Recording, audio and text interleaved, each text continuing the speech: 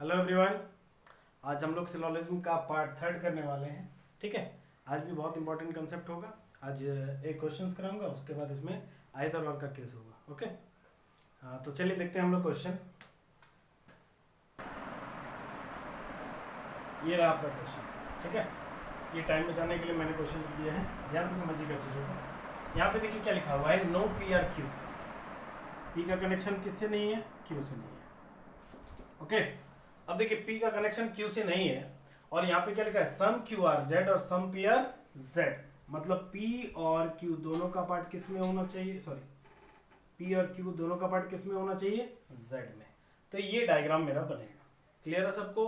ध्यान से देखिए फिर से, नो पी क्यू हो गया, सम पी जेड भी हो गया, सम क्यू जेड भी हो गया।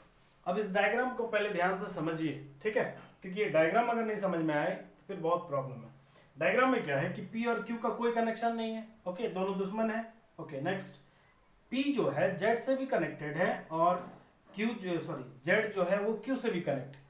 Z का जो पार्ट होगा, कुछ पार्ट P में कनेक्ट है और Z का कुछ पार्ट Q में कनेक्ट। इसका मतलब Z का जो भी पार्ट P में कनेक्ट है, यानी ये पार्ट, ये कभी भी Q में हो सकता है? नहीं।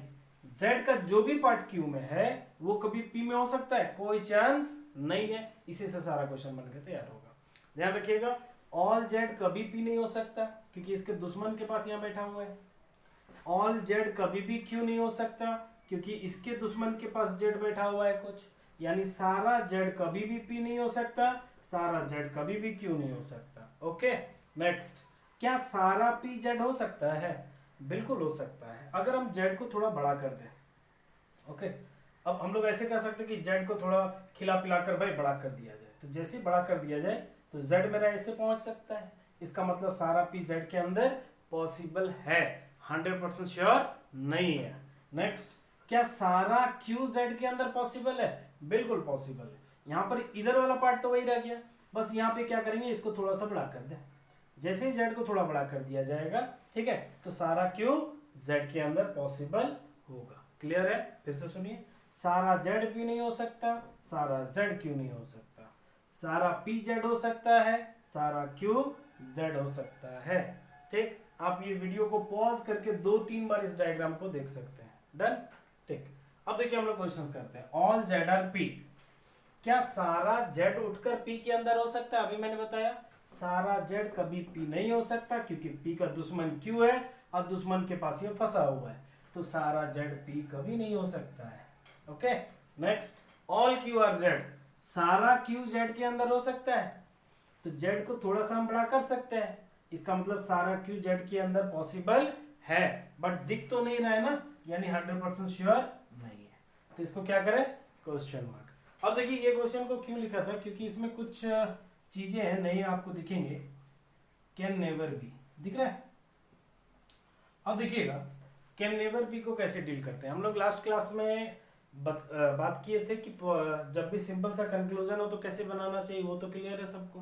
ठीक, अगर उसमें पॉसिबिलिटी या कैन भी लगा रहे तो कैसे बनाना चाहिए, वो भी चीजें क्लियर है। ठीक है, लेकिन अगर कैन नेवर भी लगा रहेगा तो फिर कैसे बनाया जाए। तो ध्यान रखिएगा, अगर क्वेश्चन में कैन नेवर भी लगा रहे तो कुछ नहीं करना है, आपको ये कंक्लूजन को ध्यान से पढ़ लेना है। ठीक है, ध्यान से सुनिए चीजों को।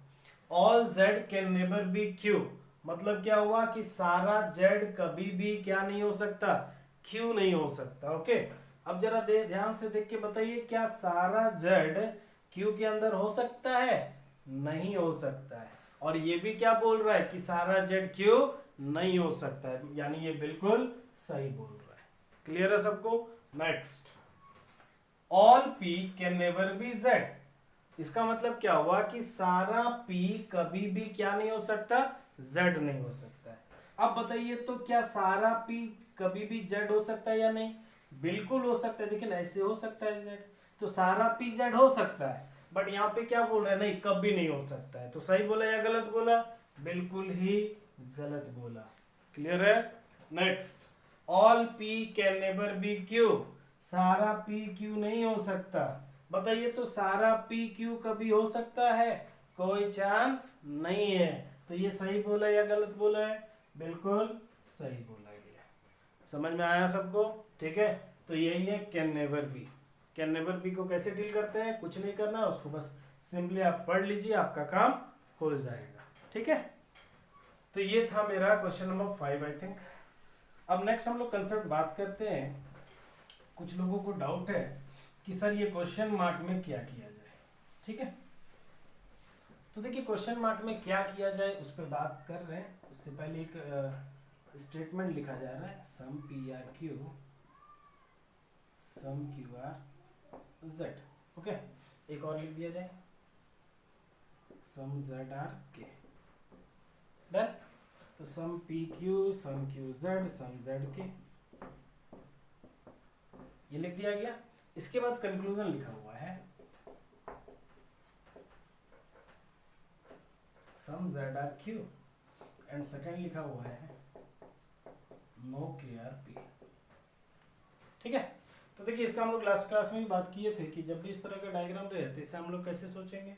तो इसका अल्टरनेट डायग्राम क्या हो गया, ऑल, मतलब एक ही सर्कल में पी क्यू जेड के आ सकते हैं, ध्यान रखिएगा, आ सकते हैं, 100% श्योर नहीं है। ठीक, अब इसे बनाया जाए सम जेड आर क्यू। देख के बताइए, जेड और क्यू, सम पूछा, सम का मतलब कनेक्शन है, बिल्कुल है, तो ये 100% सही है। नेक्स्ट, नो के आर पी, नो के, नो को हम क्या पढ़ने बोले थे आपसे, नो को सम पढ़ना है, तो सम के पी। पता है, तो के यहाँ है, पी यहाँ है, दोनों में कोई कनेक्शन दिख रहा है क्या, नहीं, लेकिन इसमें दिख रहा है, यानी है भी और नहीं भी, तो इसको क्या किया जाए, क्वेश्चन मार्क। ठीक है, अब ऑप्शन को कैसे टिक करते हैं, ऑप्शन कैसे लिखा रहेगा। इसके बाद आपको अगर रेलवे एसएससी के एग्जाम देते हैं तो 4 ऑप्शन होते हैं, बैंकिंग में 5 ऑप्शन होते हैं। ठीक है, आपको लिखा रहेगा ओनली कंक्लूजन 1 फॉलोज,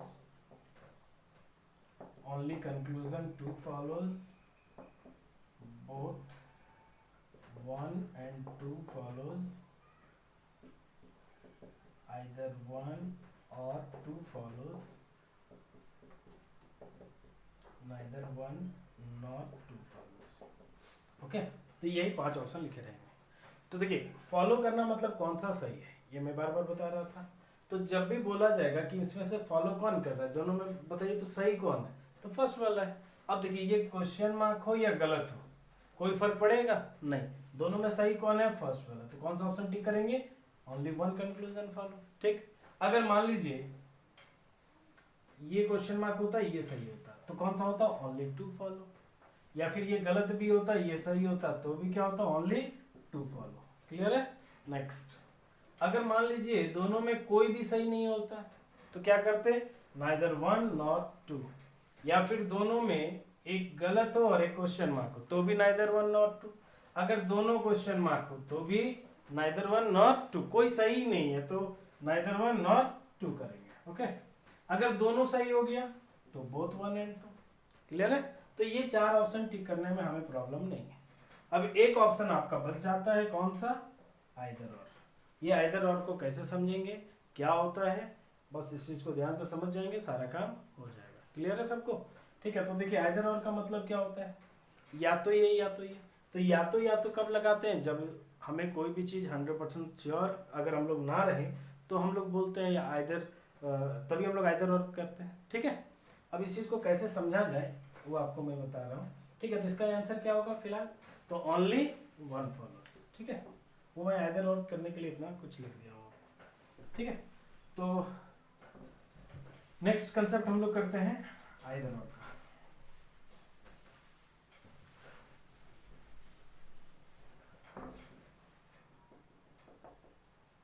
कोई भी कंक्लूजन आइदर और कब होता है, तो देखिए यहाँ पे जैसे हम लोग इनइक्वालिटी में पढ़े थे, क्या पढ़े थे, दोनों गलत होना चाहिए। यहाँ पे दोनों दो कंक्लूजन जो आएंगे दोनों का क्या आना चाहिए, दोनों का रिजल्ट जो होना चाहिए दोनों क्वेश्चन मार्क होना चाहिए। ओके, नेक्स्ट, सेम एलिमेंट्स होने चाहिए, और तीसरा जो होगा ये कम्प्लीमेंट्री पेयर होना चाहिए। एक अगर ऑल है तो दूसरा सम नॉट चाहिए, एक अगर सम है तो दूसरा सम नॉट चलेगा, और एक अगर सम है तो दूसरा नो चलेगा।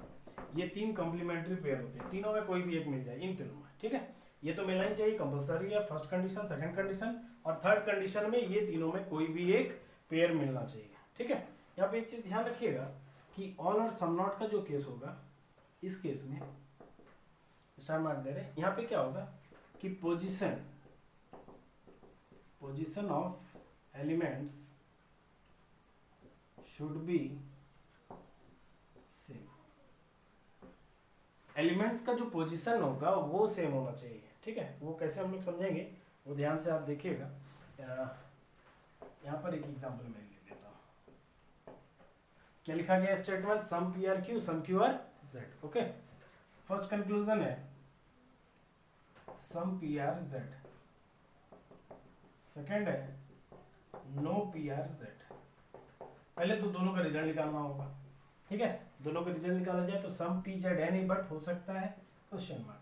नो को हम लोग क्या पढ़ते हैं सम, तो some P are Z question mark है, तो नो भी क्या आएगा क्वेश्चन मार्क। अब ये केस अभी तो फिलहाल दिख रहा है नाइदर नॉर, बट हमें जब आइदर और का रूल हम लोग पढ़ लिए, ठीक है, तो इसको इसी के अकॉर्डिंग लेकर चले। तो देखिए सबसे पहले देखिए, जब भी दोनों क्वेश्चन मार्क आ जाए समझ जाइए अच्छा ये तो आइदर और हो सकता है, ठीक। तो फर्स्ट कंडीशन मैच कर गया।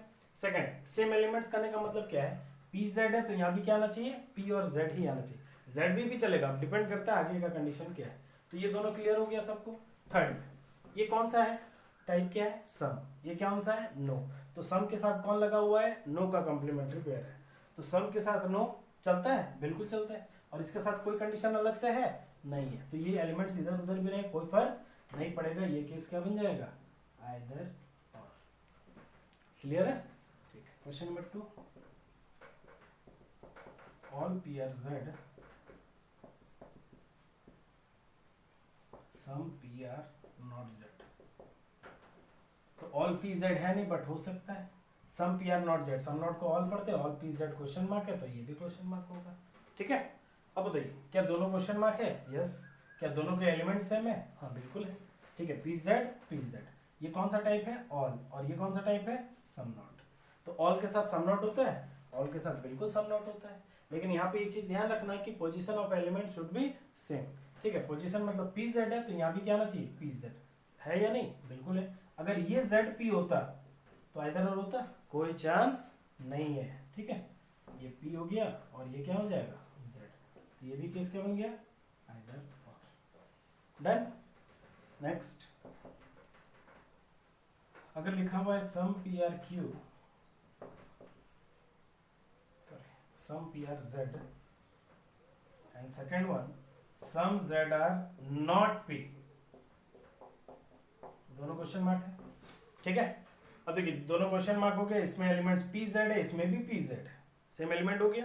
अब इसमें कौन सा टाइप है, ये सम है और ये क्या है सम नॉट। तो देखिए तो सम के साथ सम नॉट होता है, बिल्कुल होता है, और साथ ही साथ इसके साथ कोई कंडीशन नहीं है। कंडीशन नहीं है मतलब इसके जो एलिमेंट्स के पोजीशन है वो इधर उधर भी होंगे तो कोई प्रॉब्लम नहीं होगा। तो ये भी केस मेरा क्या बनेगा आइदर। क्लियर है, आप लोग नोट करके रख सकते हैं, स्क्रीनशॉट लेके रख लीजिए, ठीक है। तो ये मेरा कंसेप्ट था आइदर और का, ठीक है। अब नेक्स्ट क्लास में बहुत इंपॉर्टेंट कंसेप्ट होगा, अभी तक मैंने जितना भी बताया ये एसएससी रेलवे के लिए काफ़ी है, ठीक है। बैंकिंग जो बैंकिंग का प्रिपरेशन करते हैं उनके लिए अभी कुछ चीज़ें और पढ़ना है हमें, ठीक है, लाइक ओनली फ्यू ये सब केसेस, तो ये मैं नेक्स्ट क्लास में कराऊंगा। यहाँ तक सबको क्लियर है, चलिए थैंक यू।